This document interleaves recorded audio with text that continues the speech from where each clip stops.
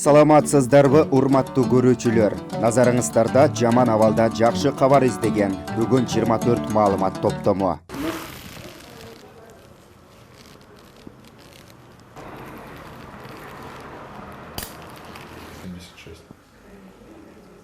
Все начинается отсюда, то есть это вот предбокс. Сюда, получается, пациенты не приходят. Здесь только лаборанты.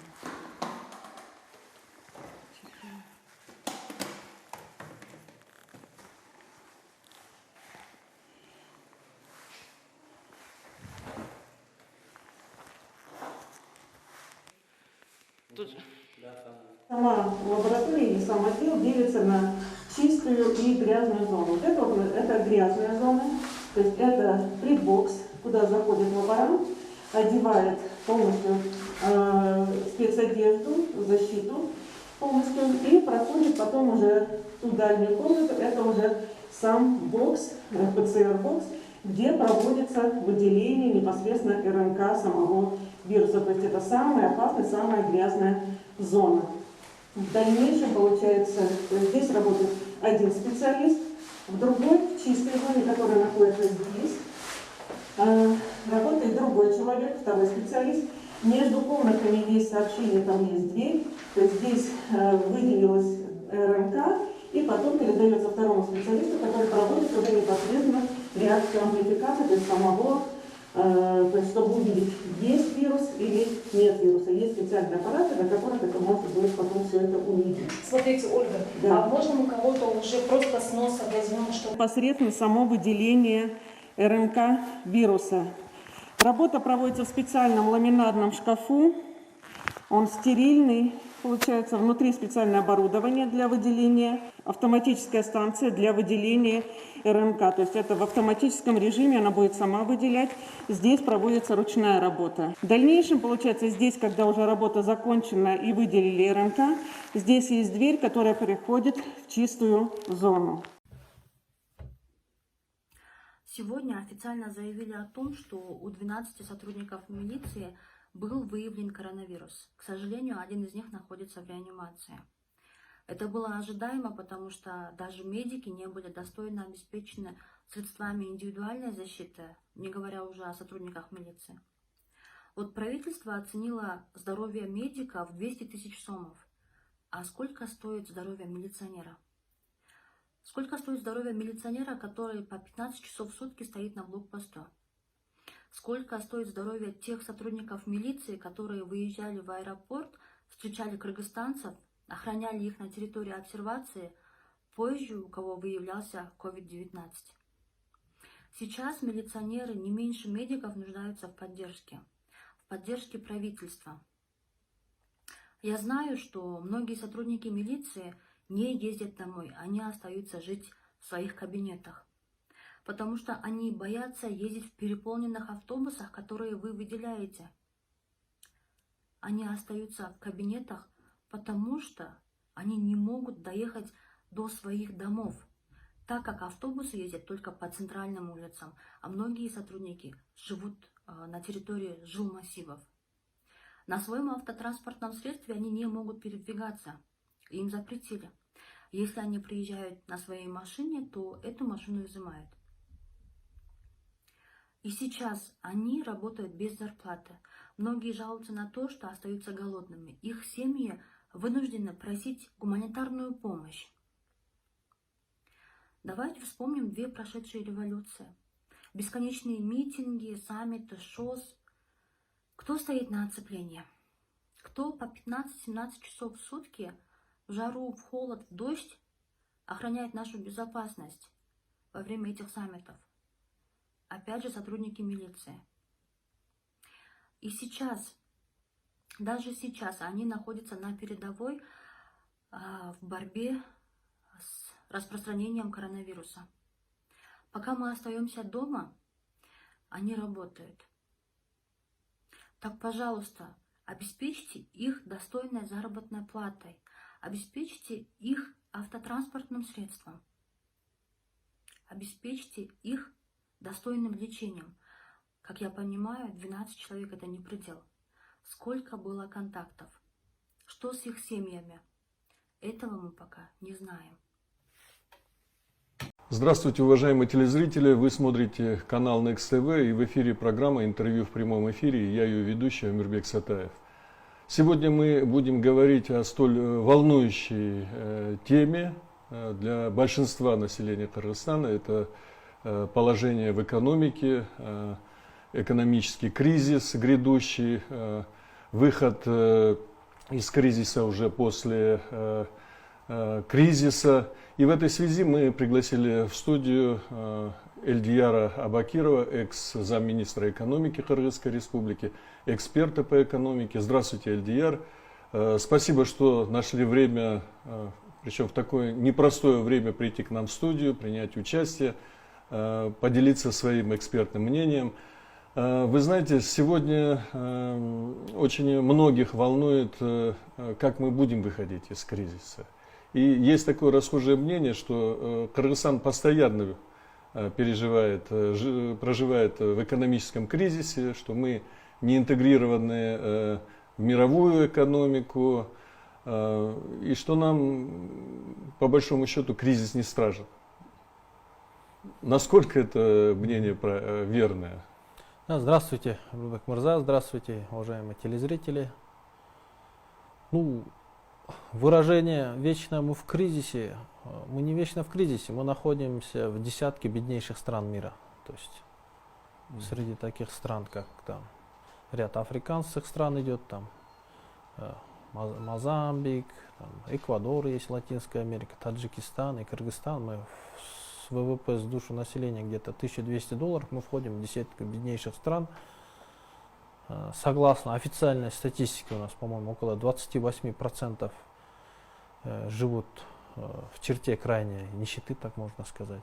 То есть у кого с едой проблемы, с ежедневными. То есть, учитывая то, что у нас 46% ВВП это услуги и сервис, то есть это торговля, парикмахерские, кафе, рестораны, это туристический сектор, это все входит в тот сектор, который сейчас попал под удар этого коронакризиса.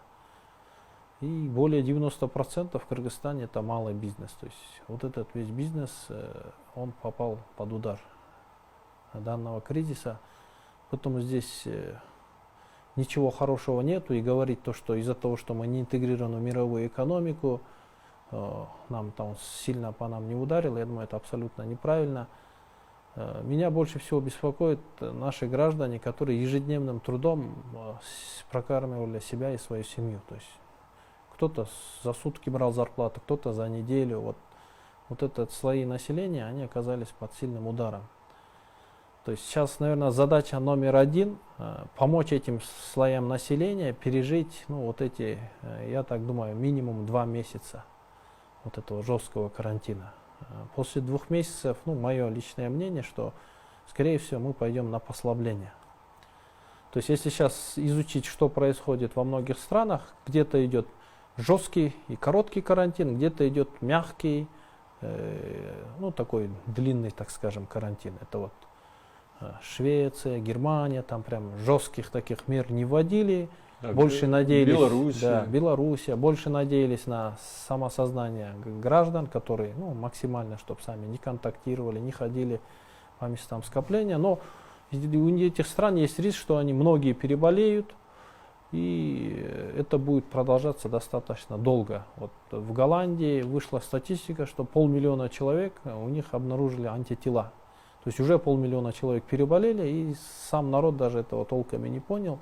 Но это могут себе позволить те страны, где медицина достаточно сильная, где койко-мест всем хватает. Вот министр здравоохранения Германии сказал, что мы легко переживаем этот карантин. У нас еще минимум 10 000 коек свободны, мы готовы принять своих граждан.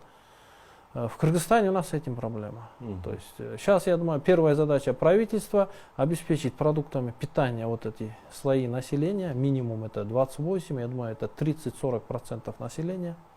То есть Да. если грубо в Кыргызстане миллион семей, 6 миллионов населения, то где-то нам надо помочь 200-300 тысячам семьям. Да, Вот. учитывая, что сегодня практически каждая семья осталась социально незащищенной, да,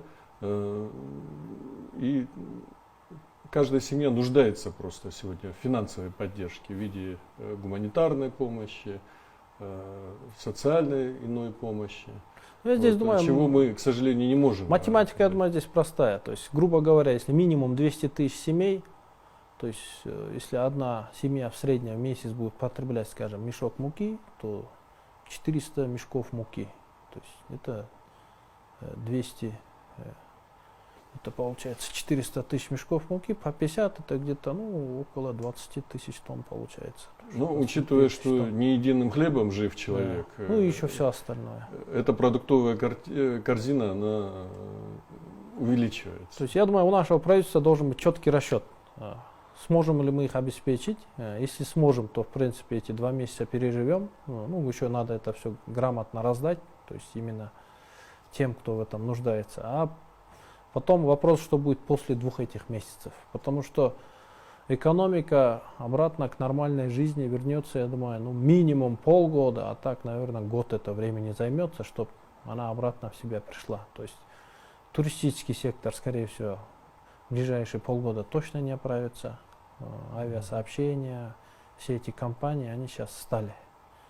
Вот я недавно читал анализ британской одной аналитической компании, которая сделала анализ, какие сектора от этого кризиса оказались в убытке, какие сектора выигрывают и какие сектора, в принципе, они как бы и не вверх, и не вниз не ушли. То есть среди тех, кто в убытке, это, вот как я сказал, это в первую очередь это услуги и сервис, это туристический сектор, это спа, там, стадионы, спортивные мероприятия, рестораны, кафе, вся торговля, кроме продуктов, то есть все, что связано с торговлей, кроме продуктов, все попало под удар. Это наш швейный сектор попал под удар, базары наши. Ну, вся сфера услуг Да, практически. это минимум половина населения Кыргызстана оказались под ударом кризиса. Кто выиграл? Ну, выиграли продуктовики, в принципе, они особо не пострадали, даже больше в плюс ушли. Вот вышла статистика, что в Аше выкуплен 4-месячный объем муки, который должен был в течение 4 месяцев потребляться, его за месяц купили. Вот. Я думаю, в целом по Кыргызстану примерно такая ситуация. Потом фармацевтические компании в плюсе, онлайн-бизнес в плюсе. То есть сейчас, например, у нас в Бишкеке появились онлайн такие приложения, Uno, KG, там еще ряд других приложений. Потом тот бизнес, который смог перейти на онлайн, он, в принципе, остался на плаву. То есть какие-то учебные центры, там какие-то компании крупные, которые смогли быстро переориентироваться, перестроиться и наладить свою работу с сотрудниками именно в онлайн-режиме, они, в принципе, тоже этот кризис переживают относительно легко. Вот. Эльдияр, ну, в условиях чрезвычайного положения население не может все равно долго держаться. Да? Сейчас говорят уже о продлении комендантского часа. Вот. У людей уже заканчиваются продукты, и можно ожидать недовольства со стороны людей. Средний, малый бизнес практически парализован. Со стороны государства, ну, кроме как рекомендательного характера, это там послабление в части выплат кредитов, там, отчетности, пока другой поддержки мы не видим. Вот. Ну, давайте, перейдем. Что должно делать правительство в данном случае, чтобы спасти бизнес? Мое личное мнение, это минимум 2 меры. Это одна по кредитам, одна по налогам. То есть первая по кредитам. Вот я предприниматель Кыргызстана, скажем, да? Я вхожу в те 50%, там, скажем, у меня место на базаре, неважно где, Дордой, Орский, Карасу. Либо у меня швейный цех, либо у меня парикмахерская, либо кафе. И я брал большой кредит. Ну, чтоб правительство мою жизнь остановило. То есть все, месяц, все закрыто. 2 месяца, 3 месяца закрыто. Как мне выплачивать кредит? Никак. У меня нету клиентов, у меня нет выручки, мне не из чего платить. Я думаю, во всех странах практически, которые я проанализировал, почти 10 стран, это вот Россия, Казахстан, это вот Эстония, очень много государств, Германия, они просто-напросто сдвинули сроки кредитов на срок карантина минимум. А я же считаю, надо на двойной срок. То есть если у меня кредит был, скажем, на 2 года, теперь у меня срок кредита должен быть 2 года и 3 месяца. Как минимум. Да. И на эти 3 месяца я не должен ничего платить, потому что у меня нет денег. Вот я думаю, Нацбанк вместе с банками должны сесть, вместе с премьер-министром, и вот это обговорить. Иначе будут большие проблемы. На сегодня что только предложило нам правительство? Сказала, что вы в эти месяцы можете не платить, пени не будет. Тогда через 3 месяца как я заплачу? Откуда у меня деньги? Да, из каких поступлений Да, вопрос? да. Мне просто обнулите платежи на эти 3 месяца и на 3 месяца вперед их продвиньте. Вот и все. В принципе, это меня уже как-то спасет, предпринимателя, работающего в такой сфере. И по налогам. Есть у нас 6 видов налогов, согласно налоговому кодексу. Вот НДС, налог на прибыль, подоходный налог. Это налоги, которые зависят от объема бизнеса, от оборота бизнеса. То есть, если я что-то продал, я от этой суммы плачу НДС. Так как во время карантина я ничего не продаю, соответственно, мне, в принципе, этот налог, меня можно по нему как бы и не помогать. Но есть такой налог, налог на имущество, вот, коммерческая недвижимость, налог на землю. Если моя жизнь на 3 месяца застыла, у меня нет прибыли, как я заплачу эти налоги? То есть я считаю, по этим налогам должно быть обнуление, как минимум, опять же, на двойной срок карантина. По-другому никак. Насколько я знаю, у нас более 60% поступающих налогов это НДС. Это основной такой бюджетообразующий налог. А те налоги, которым надо помочь бизнесу, налог на имущество, налог на землю, это не критично для правительства. Это 3-5% от всех налогов. Потом, я думаю, правительство здесь должно пойти навстречу. По-другому никак. Бизнес убить легко. Восстановить его будет намного сложнее. То есть нужно будет в 10-кратном размере большие ресурсы, время. Например, в Германии я прочитал, если у тебя работает 5 человек, тебе дают 5000 евро грант на месяц. Если у тебя 10 человек, тебе дают 15 000 евро. В Эстонии, например, сказали, если у тебя сокращение из-за карантина, из-за коронакризиса на 30%, либо объем бизнеса упал, либо количество людей, то тебе сразу же эстонское правительство начинает выделять гранты. Это беспроцентный грант? Грант это просто помощь. Просто помощь, Да. безвозмездная. Единственное к тебе требование, не увольняй людей, сохрани им зарплату. Россия, вот премьер-министр, он предложил 1/3 расходов по кредитам заплатить банкам, 1/3 правительству, 1/3 самому бизнесу. То есть они еще на более кардинальные меры пошли. То есть они платят, но помогают. Вот. Кроме этого, вот Армения, Пашинян, очень хорошие реформы. Они тоже малому среднему бизнесу какие-то минимальные гранты предложили по кредитам, вот, облегчение по налогам, облегчение предложили, и в принципе у них это получается. Я думаю, это у нас тоже прекрасно получится. Ну, понятно, в наших условиях, наверное, это сложно оказать такую грантовую помощь предпринимателям. Я думаю, ничего сложного нет. Насколько мы знаем, у нас сейчас резервы Национального банка 2,3 миллиарда долларов. Резерв, он это той резерв, чтобы в какие-то сложные времена помочь выжить людям, экономике. Он на то и нужен. Я думаю, надо им пользоваться. У нас Российско-Кыргызский фонд развития более 300 миллионов долларов не освоено, насколько я знаю. То есть я не сказал бы, что у нас денег нет. У нас есть деньги. Просто их нужно точечно, правильно использовать. Те деньги, которые мы потеряем, и мы, я думаю, мы их обратно восстановим, когда экономика заново на ноги встанет, и как бы, ну, жизнь в прежнем темпе закрутится, мы эти резервы обратно нарастим. Если мы в тяжелой ситуации не поможем нашему бизнесу, то тогда зачем эти резервы нужны, вопрос. Такой, это нашему правительству, Нацбанку. Это такой Ну, вопрос для задаю. этого у правительства должна быть краткосрочная, долгосрочная программа. Да? Это ведь как бы, ну, легко сказать, что нужно распределить, но за этим ведь тоже следует и логистика, проработка, это все время. Ну, смотрите, основная задача предпринимателя перед правительством – это две задачи. Платить налоги и трудоустраивать людей. Ну, по платить налогам все понятно. По трудоустраивать людей у нас в Кыргызстане проблема. У нас больше половины бизнеса по социальным выплатам, как работодатель, взаимоотношения работника, они в тени находятся. Потому что у нас выплаты в соцфонд около 37%. Это 10% подоходный налог с работника, 10% подоходный налог с работодателя, это уже 20%. 17% это соцналог, страховой взнос.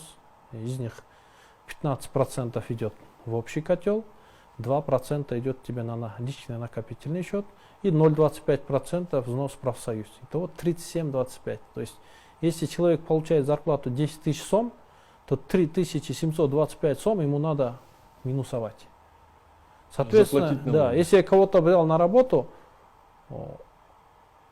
я ему говорю: слушай, у тебя зарплата 10 тысяч сом, но на руки ты будешь получать только там 6300 сом примерно. Остальное мы в виде налогов, соцвыплат минусуем. Ты согласен? Он скажет: нет, скорее всего. Большинство говорят нет, и они все работают в тени. Поэтому вот этим рычагом, как вы сказали, да, правительству сейчас тяжело воспользоваться, но с другой стороны, это, наверное, время реформ. Наверное, это надо делать. То есть сказать: оформляйтесь официально, взносы, там, размер выплат снизить и параллельно привязать к количеству труда, сколько людей ты трудоустроил, к помощи, которую тебе окажет правительство. И вот таким образом, я думаю, мы можем выйти из тени, часть бизнеса, и помочь пережить кризис. Вот. И это нужно было, наверное, делать, как говорится, еще вчера. Да? Пока мы не видим какой-то конкретной программы по оказанию бизнесу помощи, послаблений в виде там фискальных каких-то мероприятий. Ну, вице-премьер Асандиев сказал, что они сейчас изыскали 14 миллиардов сом для помощи бизнеса. Ну, как я понял, пока у них еще четких этих инструкций нет, как они его будут раздавать, как помогать. Ну, время тикает, надо двигаться быстро. То есть в кризисе однозначно такой кризис в мире еще никто не переживал, ни у кого опыта нет. Будут какие-то ошибки, но надо двигаться. Боясь, что у тебя будут ошибки, не двигаться, это намного хуже. Поэтому здесь надо правительству очень быстро думать, двигаться. И раздавать надо эти деньги, иначе мертвому их раздавать бесполезно, их надо живым раздавать. То есть пока бизнес живой, им надо помочь. Эльдияр Мырза, еще одна проблема – это мигранты, которые по разным данным, значит, переводили средства, которые составляют 35-40% к ВВП. Да. Понятно, что сегодня, когда кризис переживает Россия, Казахстан, другие страны, эти выплаты значительно сократятся. Да, вы правильно сказали, где-то 2,5 миллиарда долларов в среднем плюс-минус у нас приходило от мигрантов. В год. Из них, да, 90% с лишним это с России. Ну, я был во многих городах России, в Москве, Екатеринбург, Новосибирск.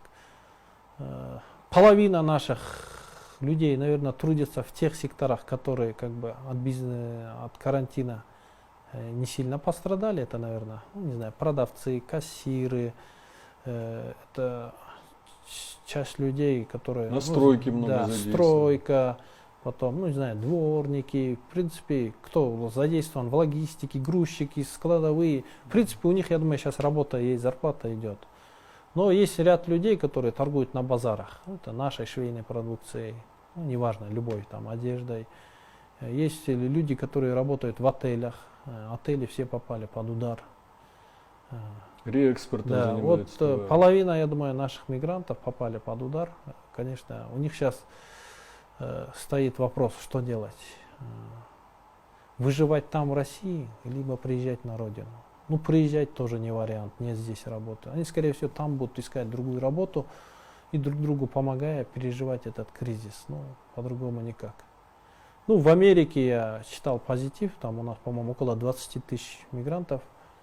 Многие работают дальнобойщиками, в принципе, у них жизнь не остановилась, то есть у них эта работа востребована.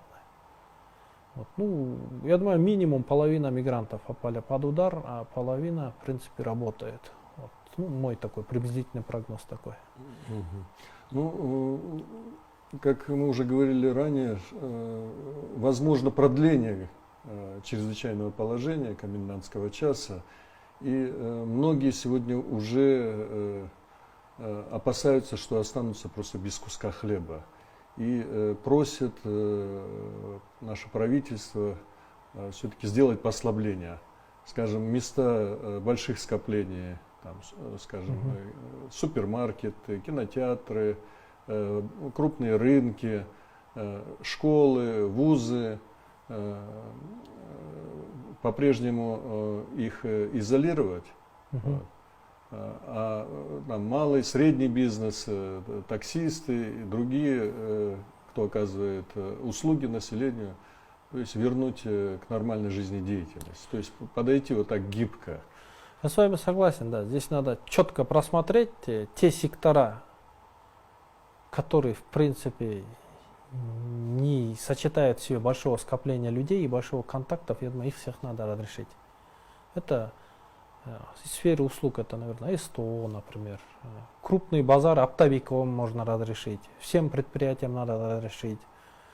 То есть, ну, где люди могут на расстоянии минимум метра друг друга держаться, там, и лишний раз не контактировать, я думаю, все эти сектора можно разрешить. А как вы правильно сказали, да, школы, университеты, там, не знаю, детсады, может, пока еще рановато.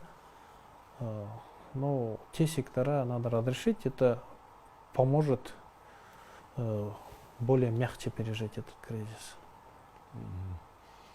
Спасибо вам большое, что согласились прийти на интервью. Ну что ж, нам остается пожелать только, наверное, политической воли нашему правительству, да, и как можно оперативнее среагировать, и самое главное, сделать выверенные шаги для того, чтобы вот относительно мягко выйти вот из этой кризисной и посткризисной ситуации, в которой, ну, оказался не только Кыргызстан, но и вся мировая экономика. Я благодарю вас, желаю вам успехов. Уважаемые телезрители, на этом наша передача подошла к концу. Мы желаем вам здоровья и набраться сил и терпения, чтобы достойно выйти из этой сложной ситуации. Всего вам хорошего и до свидания. Каналга жазылууну унутпаңыздар. Биринчилерден болуп маалымат алуу үчүн коңгуроочону басыңыз. Дайыма ден соолукта болуңуздар. Сиздер менен бүгүн 24 маалымат топтому болду.